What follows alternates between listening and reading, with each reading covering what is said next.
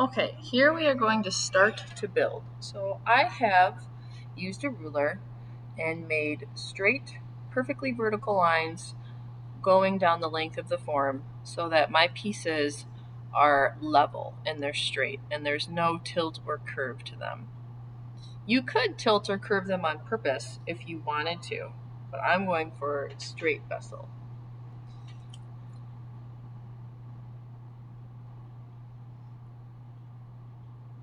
So you can see that my slab pieces are stiff enough that they hold their shape, but if I pressed my finger into them, they definitely would still kind of squish. And you can see I can also bend them if I want to. So you want them at that like perfect, I wouldn't say true leather hard, maybe just before it, where you can pick them up and they're not like flopping around, but they're definitely easy to score. So I'm scoring and slipping, cross-hatching back and forth. Nice, deep, close score marks. Remember, with slab construction, you definitely need to do this.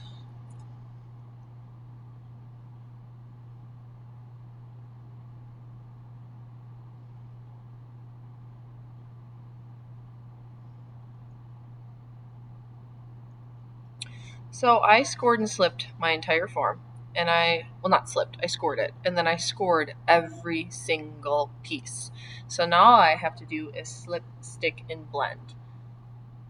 This is a great thing to do if you're waiting for your pieces to get leather hard. You can score them all and let them sit out and then score your cylinder. And by the time you're done, most likely your pieces will be ready to construct.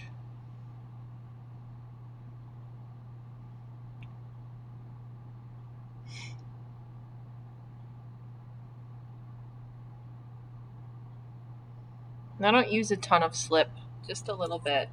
I'm going to use pressure and really start to push down. Make sure it's nice and straight. Smooth out some of my edges that I may have scuffed up as I'm adding pieces.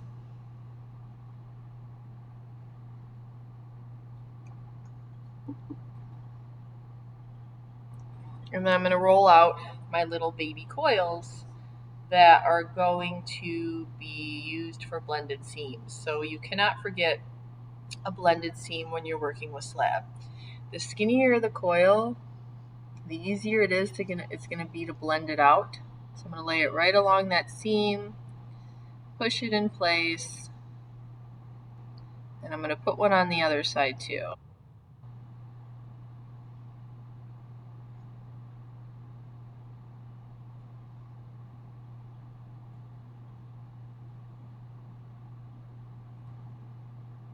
And I'm going to wrap it around the bottom to kind of fill that out. Cover up my pieces so they don't dry out any further. And I'm going to blend that away. So you have to be careful. Even though you want your pieces to set out, you also don't want them to sit out for too long. So right now, my pieces are perfect. So by laying a plastic bag over the ones I'm not using, it's keeping them at that stage while I continue to work. So I'm blending up and down, kind of taking off extra clay if my coil was a little too thick. You want to make that coil entirely disappear. And I usually do that with the modeling knife first. And then I will go in with my finger and kind of blend that out so you can't see the marks of my modeling knife.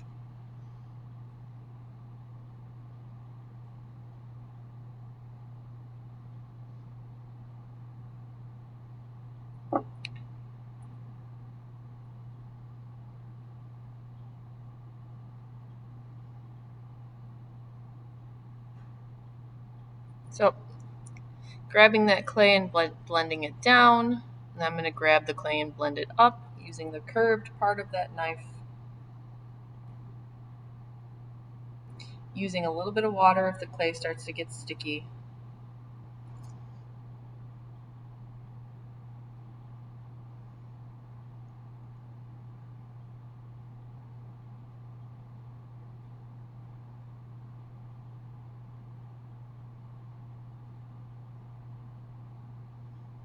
And so I've got one piece on, and now I can just go through, focus on some of those sharp edges. And a lot of times I'll run my metal rib to kind of take those out once the clay is stiff enough.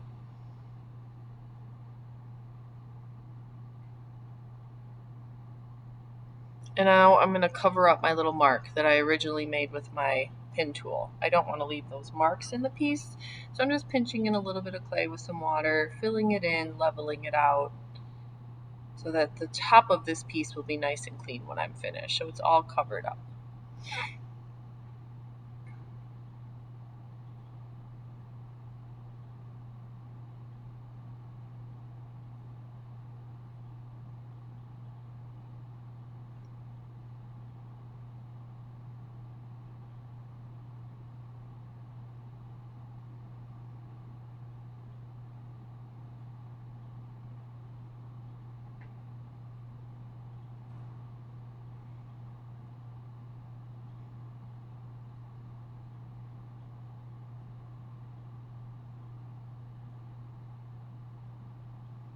Eventually I will stand this up to work on it, but for the first couple, I want to lay it on its side.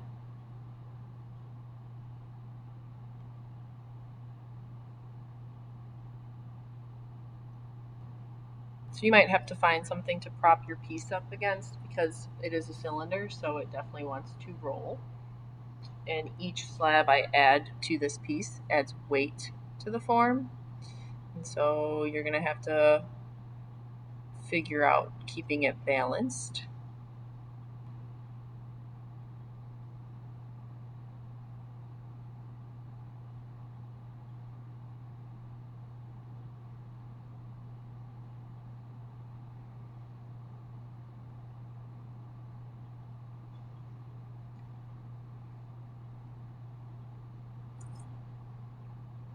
Kind of pushing that coil right into that seam.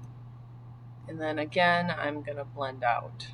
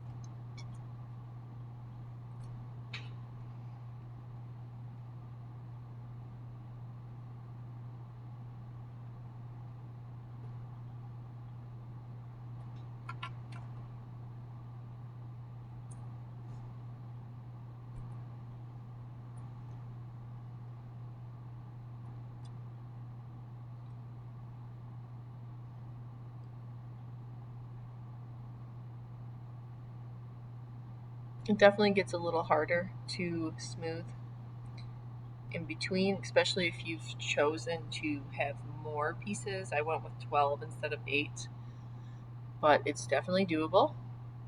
And I have small little wooden tools you are more than welcome to borrow to help get into those areas and smooth them out.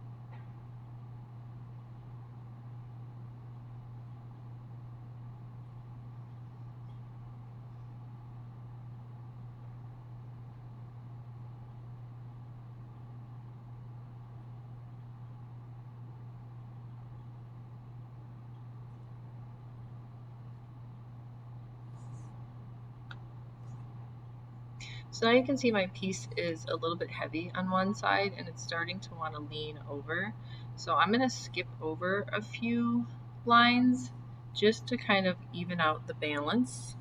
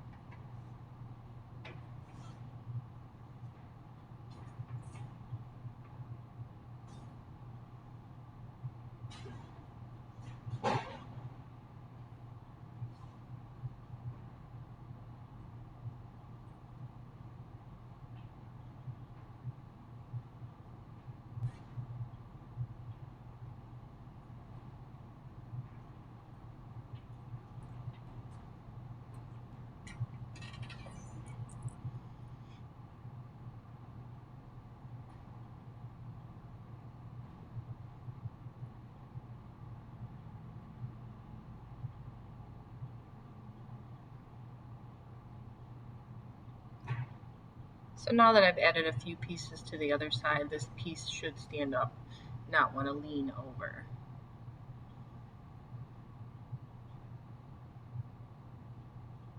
And just make sure whatever clay you're filling in little gaps and divots with is nice and soft and plastic.